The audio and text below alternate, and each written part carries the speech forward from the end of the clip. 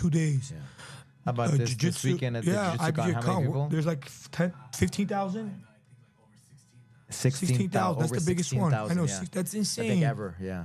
Yeah. Last year was 10,000. Do you think IBJJF doesn't want it to be the Olympics because they won't be the pinnacle anymore?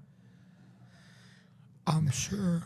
It's taken away from them. Do I think they don't want it to become to go to the Olympics because they don't want to be because they don't want it to not to be the pinnacle of jiu-jitsu? I think they look at the history. I think that from doing all the rule courses, being involved with IBJJF all these years, right? Like, I think it's because they don't want it to turn into like what happened with judo. You know what I mean? Like, yes and no.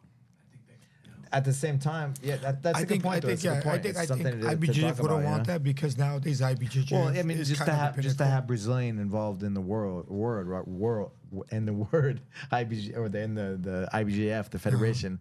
You know, it's like it's the whole world at this point, right? It's the Europe, all over the world. Yeah, it's, Armenia, IBJJF is all even over, Armenia. Yeah, like there's IBJJF is really all over the world. They have it in China, Europe, Brazil here.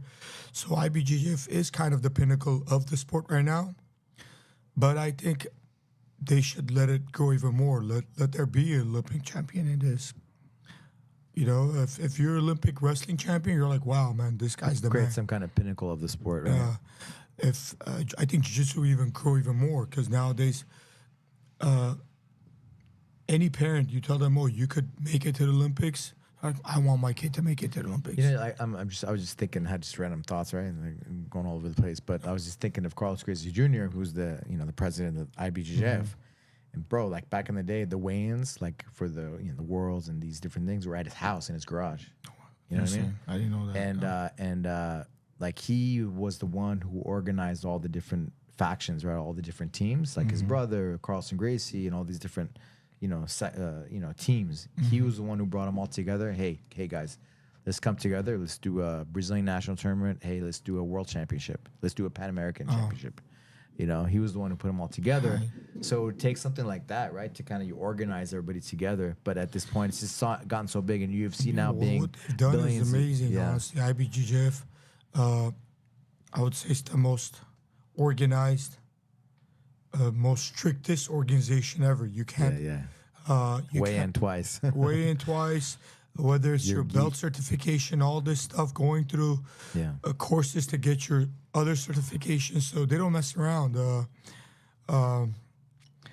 But I still think it should become an Olympic sport, and maybe they should work with the Olympic Committee and make it happen, where IBJJF still does its thing and still Olympic sport. Yeah.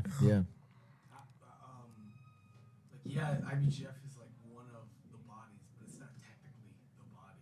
So how would Canada Olympics get jiu-jitsu without the IBJJF? They could get it with anybody else. How would those politics work? How would those politics work if IBJJF isn't involved in the thing? It doesn't technically have to. It doesn't have to be. No, it can be. I mean, listen, there's so many different ones now, there's right? copyright stuff going on too, as far as rule set and stuff goes. Don't you think so? I don't think so. There's so many different rule sets now. There's so many different rule sets.